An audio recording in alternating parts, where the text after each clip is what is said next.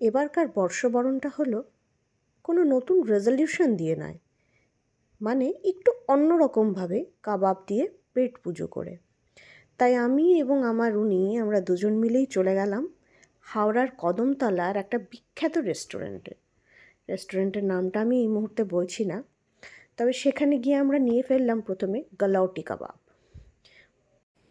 গালাউটি কাবাবটি কিন্তু খেতে দুর্দান্ত ছিল। আমি লজ্জা মুখে একটু কাবাবটি কেটে মুখে পুরে ফেললাম। মুখে পুরে দেখছি বাবা, দারুণ খেতে। আর তার সাথে যে রায়তাটা ওরা দিয়েছিল সেটা সত্যিই খুব সুন্দর ছিল খেতে। গালাউটি কাবাব খেয়ে মন ভরলো না, তাই অগত্যা অর্ডার করে দিলাম চিকেন মালাই কাবাব। চিকেন মালাই কাবাব খেয়ে মন তো ভরলো, কিন্তু পেটটা তখনও মনে হচ্ছে যেন একটু খালিই ছিল। তাই দুজনে অর্ডার করলাম বিরিয়ানি।